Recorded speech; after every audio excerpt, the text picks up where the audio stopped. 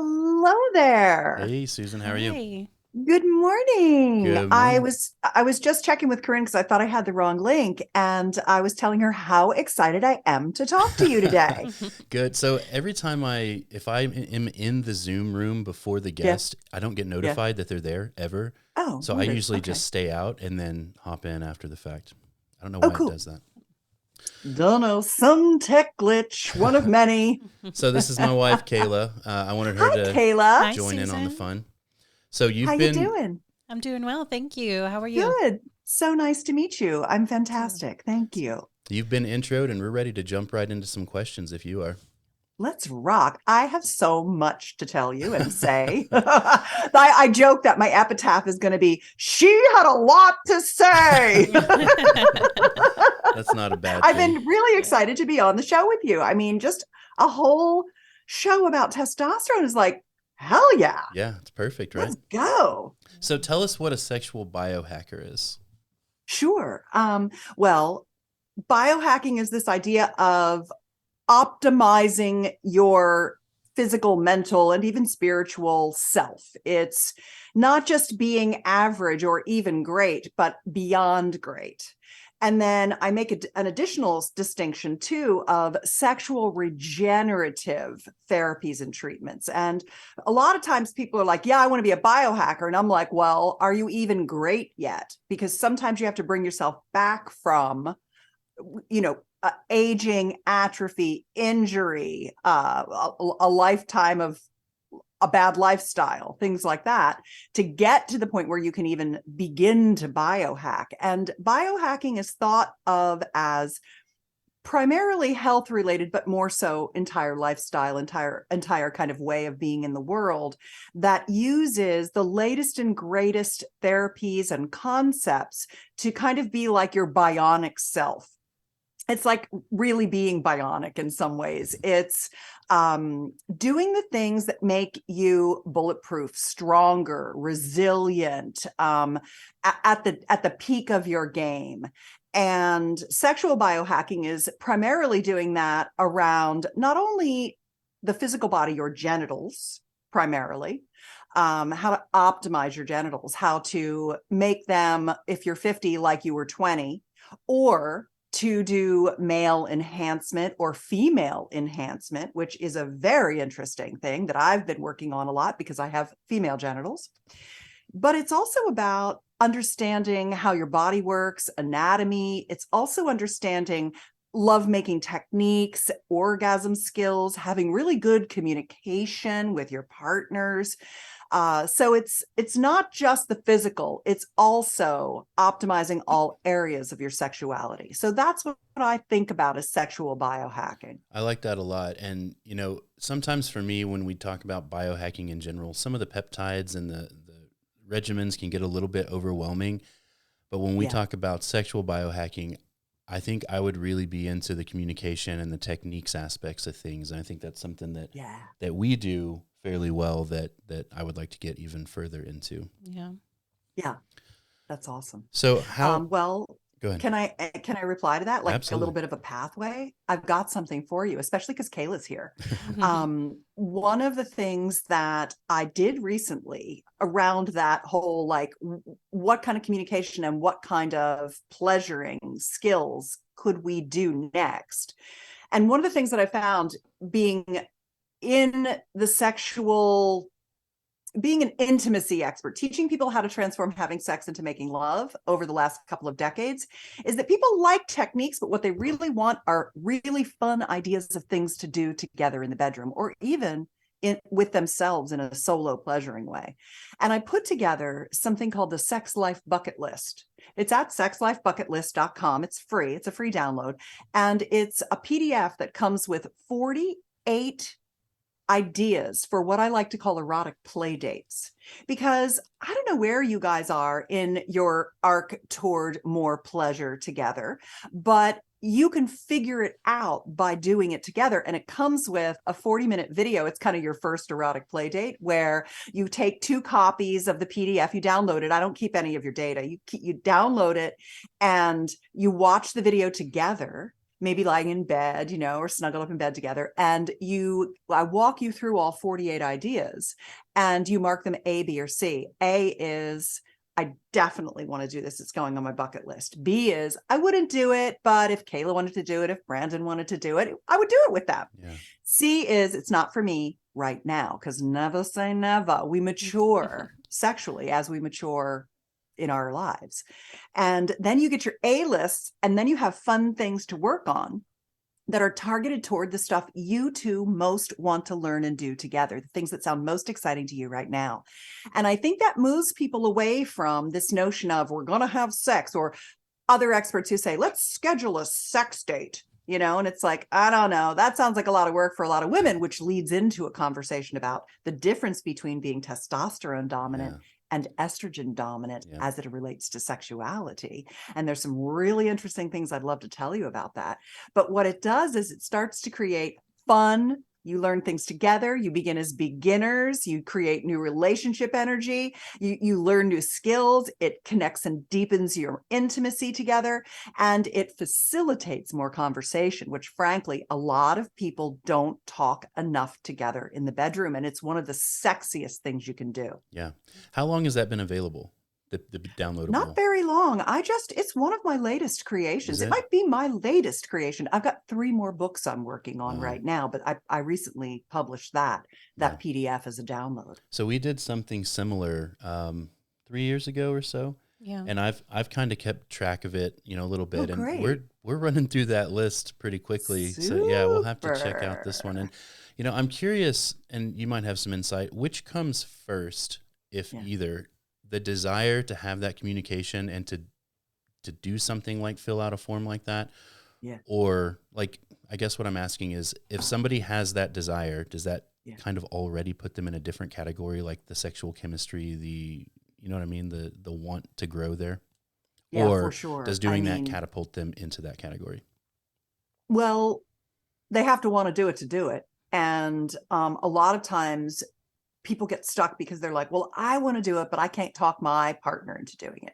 My partner's not open to trying new things. They're super shut down. And when I hear that from people, I say to them, okay, let's get into our compassionate hearts now.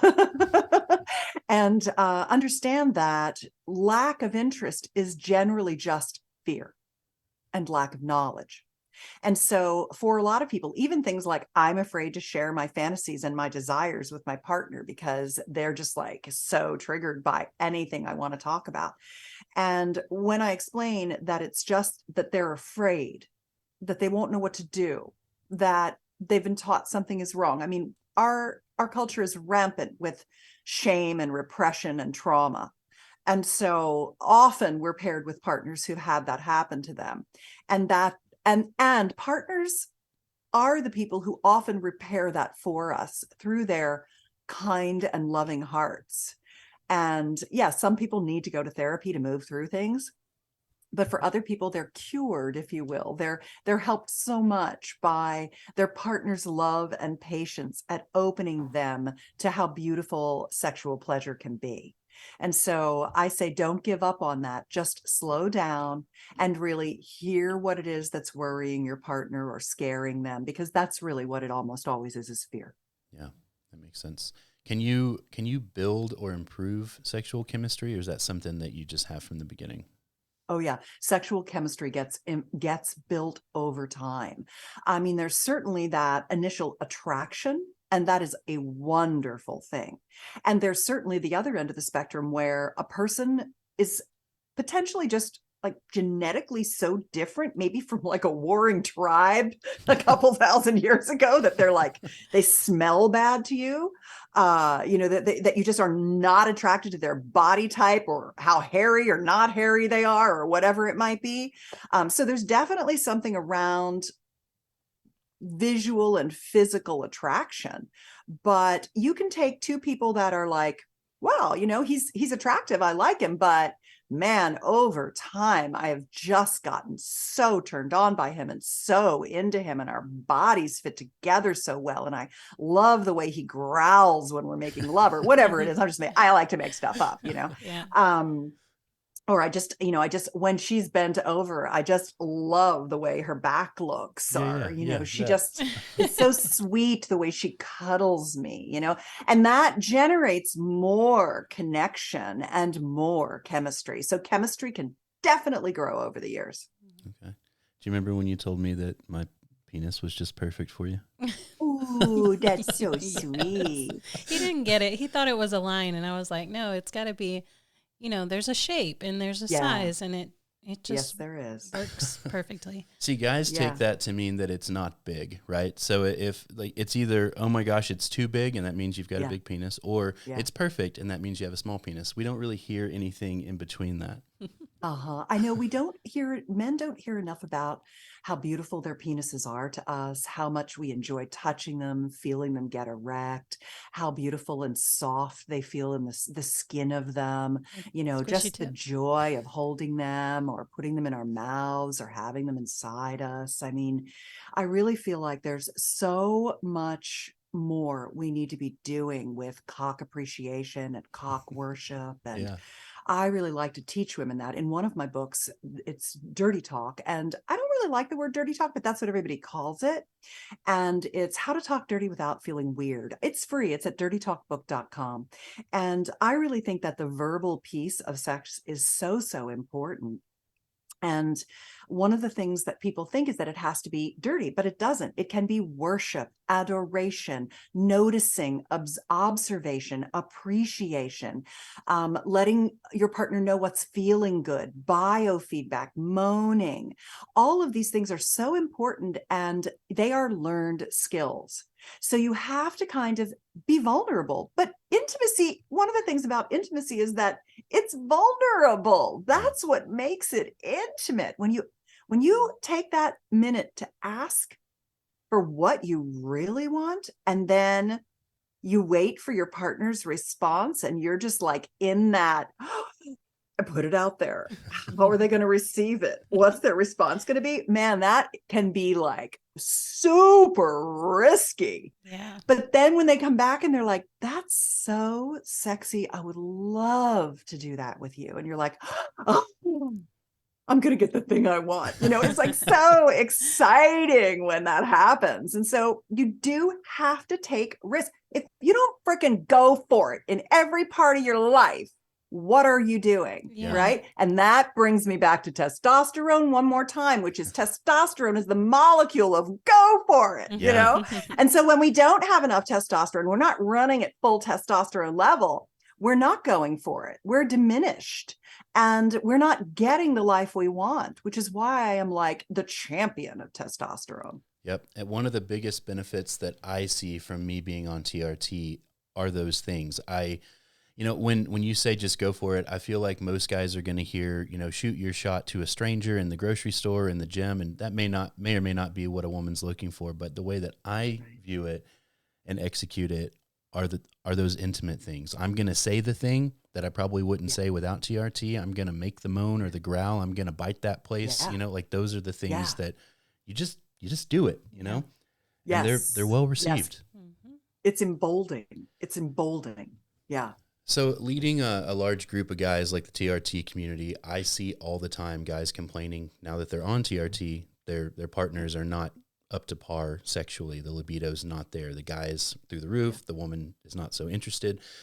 And a lot of the ignorant guys in there will say something stupid like, well, does she have a sister she can let you borrow? And so testosterone does create certain personality traits in men, and I don't think that they always translate directly to women. You mentioned the testosterone and estrogen connections earlier. Yeah. There's some of the things that I do rather than think, does she have a sister, is dishes, laundry, helping around the house.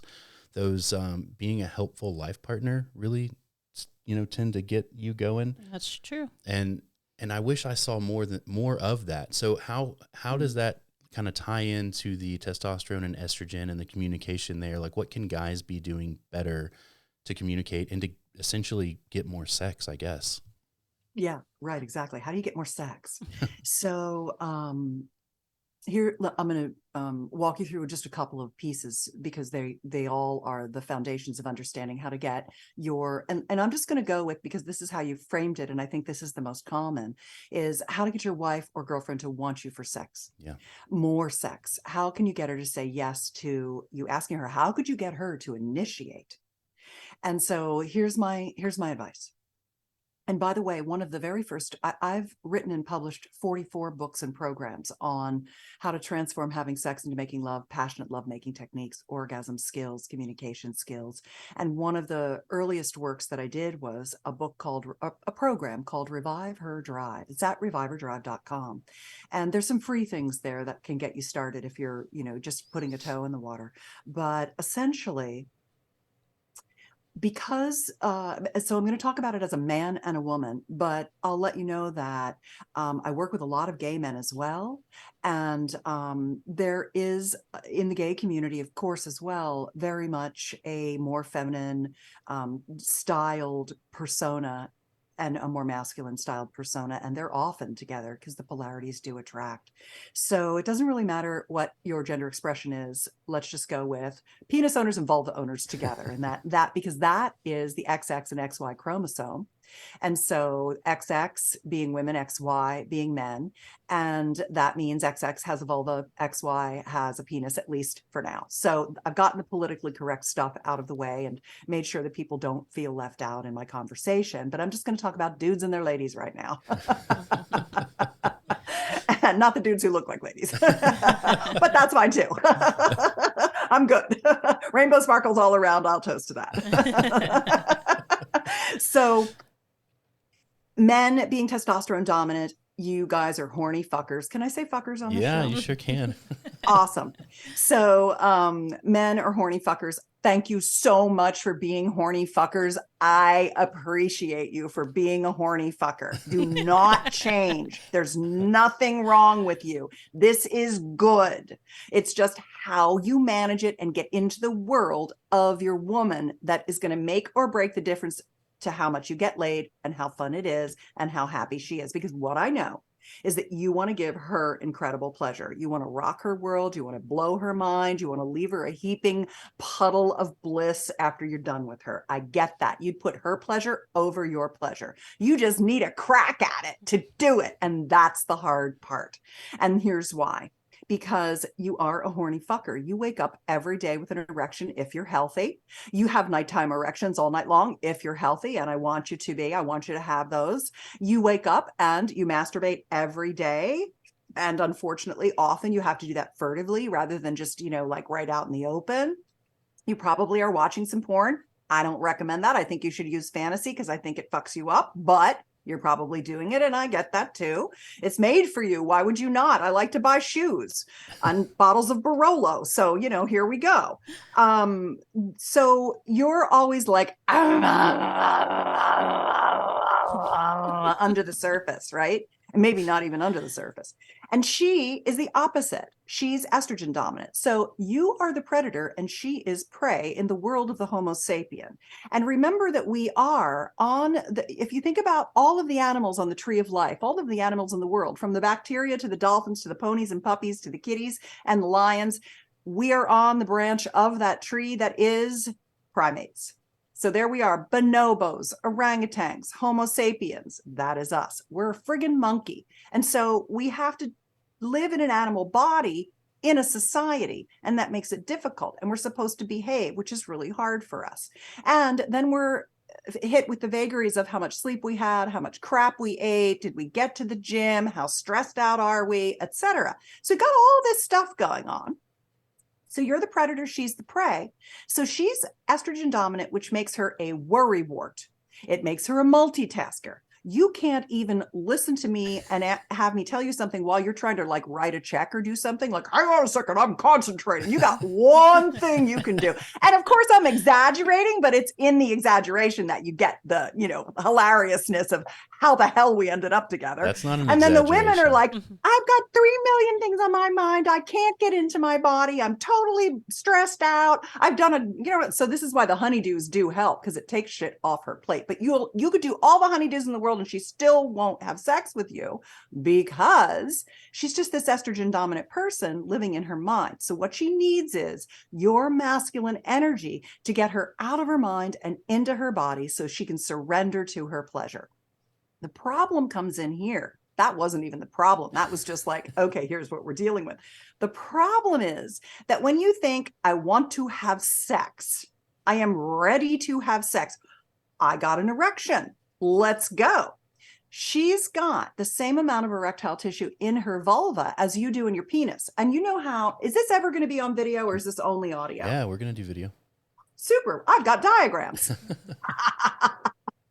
So you've got this giant schlong, hopefully, and or whatever is right for your partner, whatever size you want. Though I would like to talk about penis enlargement, because I am the queen of penis pumps, and I want to tell guys they can have a bigger dick if they want to, and it really works. So you've got this penis that looks like a banana. Half of it is in your body, and half of it is out of your body. So it's 50% bigger than it looks like in full erection. All of it is erectile tissue. If I peeled that erectile tissue out, like I took the fruit out of a banana and I turned it into a circle, I'm going to get you the vulva now. I've got vulva pictures, of course. These are all my custom illustrations as well, because I think they show things better than anything else can. So here's the vulva. And if I peel away the tissue from her vulva, this is her clitoral tip, her shaft, her legs, or her arms, the legs of her clit. That's one erectile tissue network. The second one is this, the urethral sponge, called the G-spot, but it's not a spot, it's a spongy tissue. This is the perineal sponge down here underneath her vagina. This is her vagina. It's surrounded by erectile tissue, the same amount that was in your penis. Take it out, make it into a little circle with a point at the top, wrap it around her vagina. That's all her tissue. The problem is that as a man, especially one on testosterone, a horny devil, you've got fast acting hemodynamics and a straight shot down the chute of your penis. So you go, horny. The blood goes, boom, you get an erection in a minute or two or less, and you're ready to penetrate her. You're ready to go. When you think sex, you think intercourse, which I don't blame you. Intercourse is my favorite part of things too. Once I learned how to orgasm from intercourse, which is a learned skill that all women can do without even touching the tip of her clit. It's literally just, you need to know what to do, which I teach people all the time for free on my betterlover.com channel. I always like to drop the things as I say them. So wherever people are, they're like, that's what I need to do. I need to get my wife to come when I fuck her. Then you just go to Better Lover, write in penetration orgasm, and the videos will come up that show you what might be missing from what you're doing, so she can get over the edge with you. So he's ready to go, but she takes so long to get turned on. She's in her head. You got to get her in her body. And it takes her 20 to 30 minutes for that blood to really flow in, for her to get, basically, you could call it like her lady erection. And her lady erection needs to fill up 3 different nooks and cranny kinds of things to really get to the point where intercourse is going to be orgasmic to her. And so mostly what happens is he's so ready to go that when he gets a chance to have sex with her, he does the grab a boob and stick it in kind of sex. She didn't get aroused. She didn't really have an orgasm from that. And then he's wondering why she never initiates quote unquote sex, because it didn't mean you're going to hold her, stroke her hair, tell her how beautiful she is, rub her feet, rub her belly, squeeze her butt, kiss her cheeks, kiss her eyebrows, kiss her on the lips, do some French kissing, kiss her neck, play with her breasts, not just grab her nipples, play with her nipples, give her orgasms from her nipples, give her a genital massage, go down on her. And then when she's ready, her vagina will suck you in, and then she will start to have orgasms, and then she will be much more available for wanting you for sex. And it's nobody's fault. Guys just don't know these things. They don't understand that they need to slow down and come back and get us. And when guys say, how come she never initiates? I always say, well, what if it's just like not her job? Like my husband of 30 years this year, Sir Tim, has literally been taking out the trash and killing all of the animals in the house that are not supposed to be there. The spiders, the snakes, the mouses, the scorpions, without asking. That's just his job. He does not expect me to kill scorpions. That's his work. And he doesn't expect me to initiate either, but he doesn't offer me sex. He offers me, would you like to have a yoni massage? Would you like to cuddle? He gives me these smaller offers that aren't so big, so I don't say no. He stopped offering me sex long ago. The idea is that the more opportunities you create for connection, for intimacy, for pleasure that allow her to slow down and remember how much she wants you and does love you and wants to be close to you, the more often you're going to net sex, quote unquote. And for the guys that are saying, my wife won't let me go down on her, my wife won't let me do this, my wife won't let me do that, you got to start with even smaller offers. And once you start touching her without trying to get sex from her, once you start touching her for the pure pleasure of having her in your arms, once you start having her, it be fun to be with you instead of desperate, needy, grumpy, and victim, she's going to start responding. She wants you to romance her, to love her, to touch her, to stroke her, to compliment her. And she wants to have hot sex with you. She wants that. It's not that she doesn't. But there could be something you're doing that's pissing her off outside the bedroom. So you have to check that too. Make sure you're meeting her needs in the relationship. As if there's something about you that is turning her off, like bad breath or grooming is super important to women. If you're skanky and scratchy and stinky and you're saying, do you want to have sex? Who's going to say yes to that? So you have to understand what the lady likes and make that available to her. And then she may never ask for it. But when you start making her these smaller offers, she's just going to be like, okay, yes, yes, okay, I'll try that. Okay, let's try. And so I don't know where she is on the spectrum, but these are the things that generally work at helping you have way more sexual fun, erotic play dates and intercourse over time. Yeah, I like that. I like to think of it, and we talk about this, like it's those small gestures. I'm not running the bath or I'm not doing the massage for tonight per se. Yeah. I'm doing it for tomorrow or the next day or the day after that. That's what I'm trying to do, those little things that just kind of keep her in that mood or put her there more easily, more often, rather than a payoff right now. Definitely. Yeah. And it can pay off right now too. Yeah. That's true. I mean, it usually does. Kayla, don't you think women are generally, if we're with the guy that is doing those kinds of things, we're generally very open to having as much sex as they are? Absolutely. We're just, it's kind of to wrap up what you were saying. Some women just need their man to speak their language. Yes. So we're definitely more receptive when they go about it our way. Exactly. And for a lot of guys, they just don't know because they don't live in our bodies. So they take lack of initiation as rejection and victimhood, because those are emotions men are allowed to have in our society. Men aren't allowed to be vulnerable. They're not allowed to have that stuff. And so that's the other piece of it, is helping men get over their penis shame, love themselves, have the full range of emotions, understand that they're wanted, not feel ashamed about their desire. These are all things that I want for men, that I stand for to help men, because I know in men's hearts, they've been painted so negatively and they are such good people, but nobody tells them these things. Absolutely. He comes from a place of being told things like, oh, you're just doing that to get laid, or, whatever. And I'm like, you're doing it to get laid? That's great. Thank you. Yeah. So how can we leverage the benefits of TRT to help us with this? Is it as simple as, like I was saying earlier, where that just gives me the balls to say or do whatever is necessary? Or are there other ways that we can be using our higher testosterone to speak that language? Yeah. Well, one thing that I think is, I mean, I personally do testosterone replacement myself, and I love the benefits of it. I mean, I am a 61-year-old woman, and I am a bomb ass bitch, and I love it. I mean, my clit is super good. I have incredible sex. It's super orgasmic. I'm strong. I've got, really good muscles from working out in the gym. I have the confidence to go for things.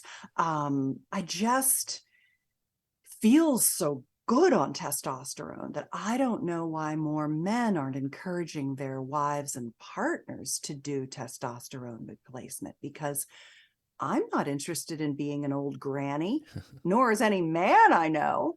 I don't know if women are, but I don't think they have.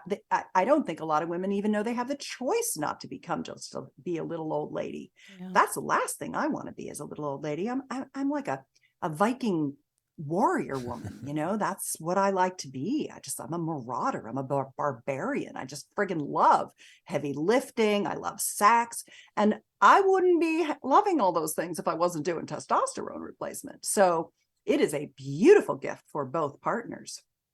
So that's number one. Number two is, we love your masculine. We love your go for it. We love your strength. We love your initiation. We love your growling. We love your muscles. We love all those things about you. That's, very desirable for us. So don't hide them, own them. They're sexy. But remember, we're not you, and we need you to do that heavy lifting to get us from. So I like to talk about libido, desire, and arousal. Libido is your body. Are you horny, baby? It's that, right?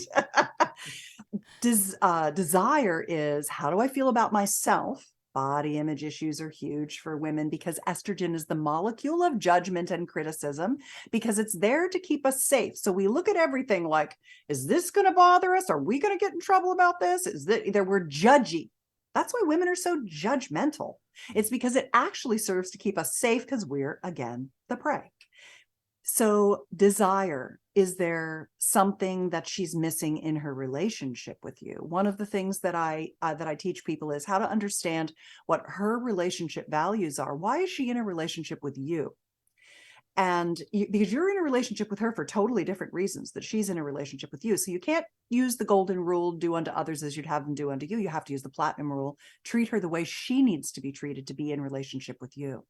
So that's very important in the desire realm, that she's getting what she needs. Often it's both safety and security. It could be freedom. It could be a lot of different things. Then arousal is that timing thing, how it takes 20 good solid minutes of what we call in our world foreplay. But I don't like the distinction of foreplay and sex, because it's very patriarchal. It's very rooted in religious repression. And here's why. When you think about intercourse as being the thing that is sex, and everything else is just foreplay to get to sex, then what's really happening is there's this inordinate amount of pressure on her to have intercourse almost always before she's been ready. And intercourse is like, sex is only for procreation. So you can only intercourse counts. Bullshit. Oral's just as hot. So, yoni massages, lingam massages, making out while you're stroking each other. I mean, there's a million things you can do that are just as hot as intercourse. And so getting out of the mindset that intercourse is like the jewel of the crown of sex, maybe it's on the front, it's the headpiece on the front, but I wouldn't call it the jewel of the crown. Expanding your skill set so that more things are fun is really important. And then that gives her time to get fully turned on, because your arousal is like a straight up curve. Her arousal is little step up, little step up, little step up, little step up, little step up, little step up at a snail's pace compared to yours. So once you begin to think about, okay, is it her libido? Is she ill? Because how turned on she is the other side of the same coin. as her overall health. So if she has some health issues, she's just not going to be as horny. You got to help her solve her health issues, because testosterone does the heavy lifting. Testosterone says, baby, we're going to fix this. Let's get you to the doctor. Let's figure it out. Let's change our diet. Let me take you for a walk. Let's solve the health problem, because she's too sick to solve it herself. So if you have a wife that's not well, she's not going to have a libido. You got to start there. So that, and then, are you meeting her needs? That's the desire. And how can you make her feel more comfortable about how beautiful she is to you? Because she's like, my ass is fat, my boobs are saggy, I don't know, I don't feel like having sex, I'm ugly. But you know, that's just estrogen talking. That's just estrogen doing its dirty deed to her. So you're like, baby, cut that shit out. You are gorgeous to me. I love to have sex with you. You are my woman. I picked you. Let that go. Turn off the lights. I'll light some candles. Don't worry about it. I love the way you feel, smell, taste, and connect my heart to my cock for me. Let's go. So you have to be the one who's overcoming the bullshit women live with being estrogen dominant. You guys are lucky. Being an estrogen dominant person is much more difficult a way to go in this world than being a testosterone dominant Homo sapien. So we need you to help us with that stuff. And then we need you to turn around, slow down, come back, and get us up that ladder, drag our asses up that ladder until we're just like ruthlessly, sexually self-expressed, horny bitches. I like that jewel in the crown thing too. I mean, intercourse is not even typically how we will end our sexual experiences together. You know, it's in the middle somewhere, but then there's usually more after that. And before, after, during, even alone. Sometimes the other things stand alone. I will say he's very, very good at that. Excellent. I'm real good at sex. Yay, Brandon. Super. I'm so happy to hear that. And that's the great thing about sex. Once you're good, you just keep getting better and better and better. I mean, you build on your skills. It's the beautiful thing about, I always joke that if sex were like a brand, it would be sex. There's always something more. That's sex's tagline. Yeah. So much of it is just a mentality, you know, getting past the embarrassment or, you know, doing the moan, saying the things and giving a shit. I think that goes a long way. Yeah. And getting over the things, you know, things from the past, because I've come from a place where sex wasn't very important. And now I would say it's pretty important.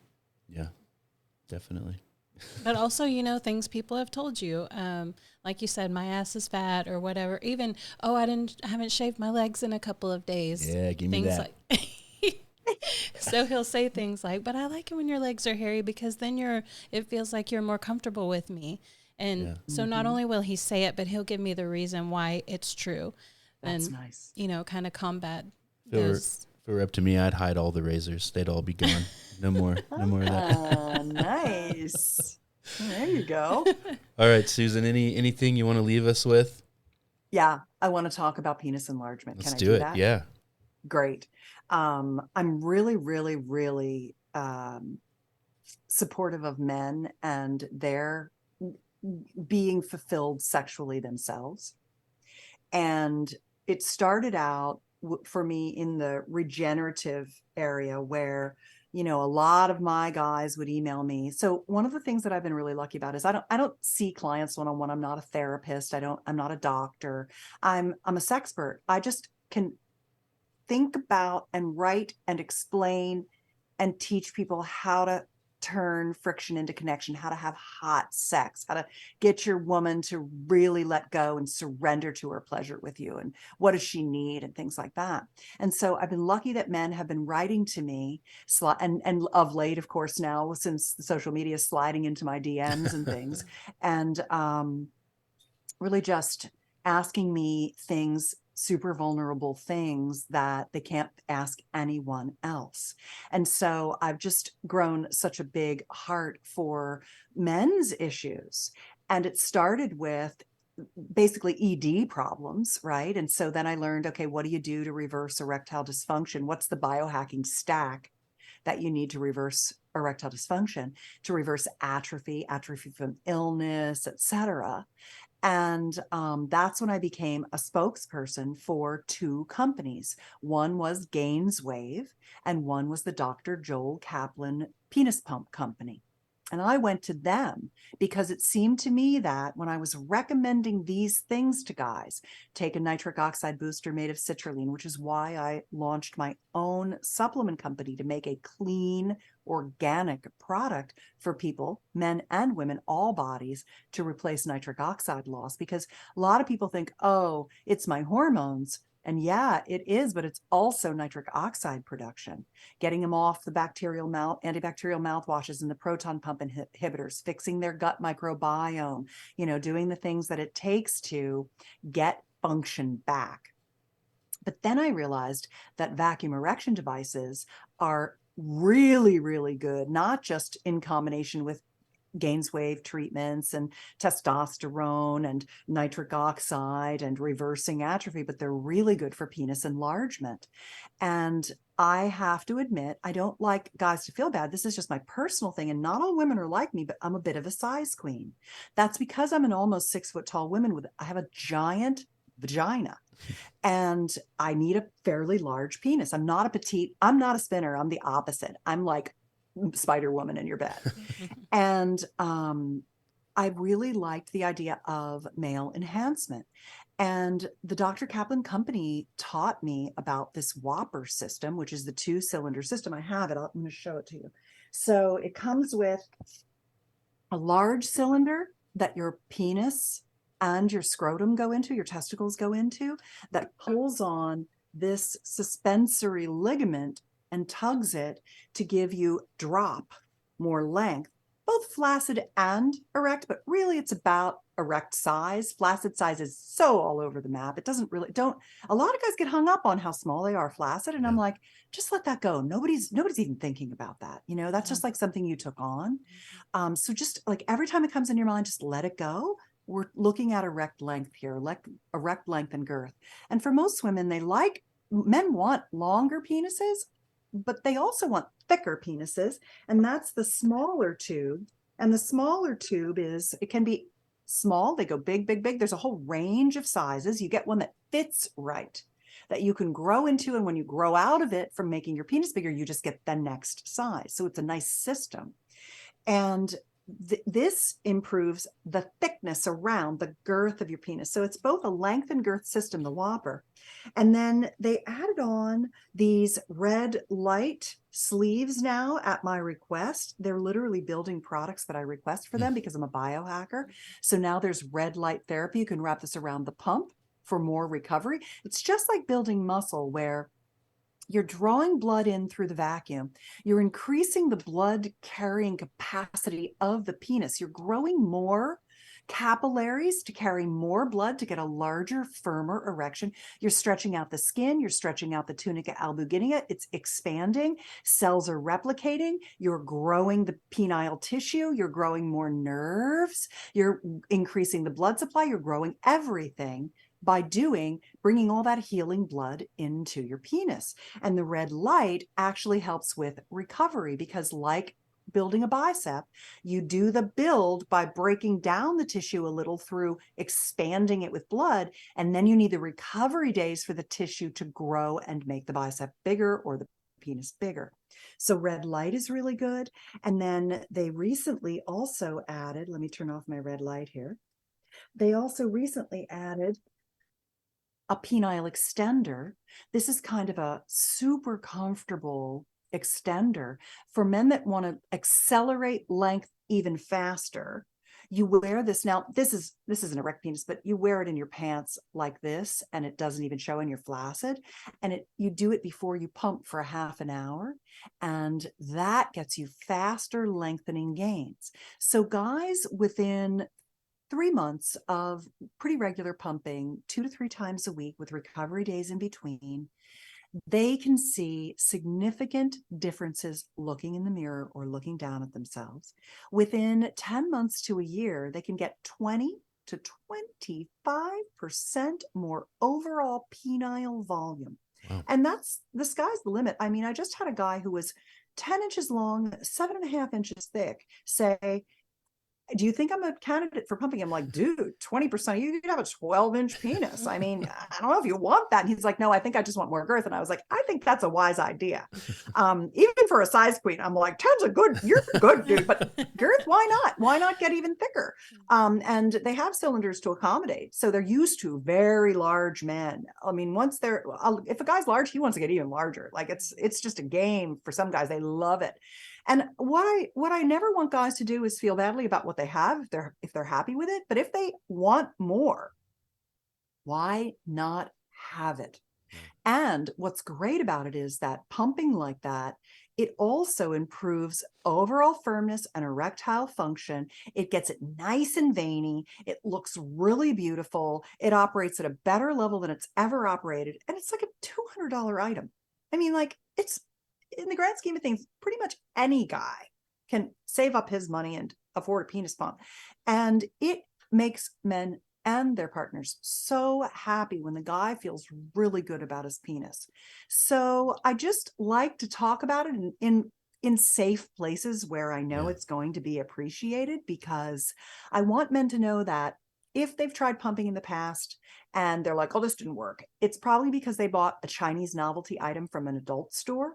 They didn't have the appropriate protocol. They didn't know, they weren't told what to do. So I wrote a book. It's free. It's called The Pumping Guide, and you can download this in PDF form. You don't have to buy it on Amazon. You can get it for free. And it gives you the exact protocols, what to do if you just want to make for size, what to do if you're reversing atrophy, how to stack it with GAINSWave, what nitric oxide works best, why you also want to take a multivitamin, multimineral, how the exact pumping, what the negative vacuum should be over time, how to add the extender, how to add the red light, how to add the P shots, which are the PRP, like all the things. If you want to do all the things, or if you only want to do one thing, what are you going for? What are your goals, and how to figure that out?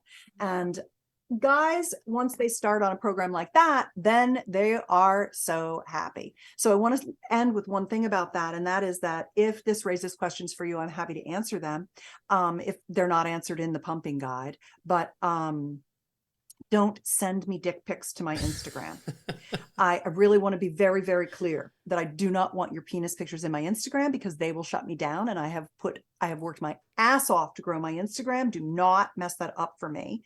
You can send them to me. If you're on my email newsletter, you can reply to my email newsletter, or you can send them to me on my OnlyFans, which is onlyfans.com/Susan Bratton. And I will be happy to give you advice. But what I need is your length from your belly to the tip and the girth.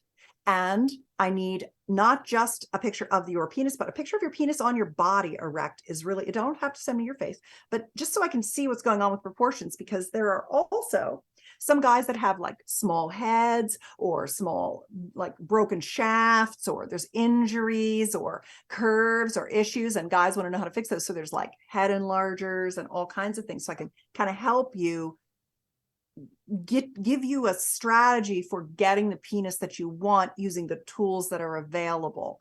And it's my pleasure to do that, because that's what makes me good at what I do. So thank you for giving me an opportunity to talk about that. I'm happy to answer any questions, of course, while we're on the show here. But I do like to bring it up in safe places like this, because I know men want to know what they can do and who they can trust. And I'm trusted, which is, you know, I've worked very hard to be a trusted resource around something that for some men brings them shame, and I don't want them to have any shame about it. Yeah. Well, you're going to get a lot of dick pics. I'm fine. I get a lot of dick pics. I don't mind at all. I've seen a million times. I've seen more dicks than a urologist. I like dicks. I love dicks. Honestly, I do. I mean, I just love them. They're amazing things. So it doesn't bother me at all. Awesome. Well, thank you so much, Susan. We really appreciate it. Yeah, absolutely. Oh, yeah. Thank you, Brandon and Kayla. It's been really nice to be on your show. And thank you so much. I really look forward to it coming out. And I'm here if you need anything at all. Just let me know. She's got a lot of good information. I feel like, I feel kind of proud, because I feel like a lot of the things she was saying people need to work on comes so natural to us. So, yes, I don't know. Do you think it comes natural, or do you think that, I think that we work pretty hard on making sure that we communicate through a lot of that. And I like to push, and you know what, we joke about having like a list or the things, like I want to do all the things, you know, I want to lick your butt and I want to do all the things. And I think a lot of it stems from that. It's like, I never want to stop growing and learning you and us. Yeah, that's true. Maybe it's just the communication that comes so easy, and that's what makes everything else come so easily.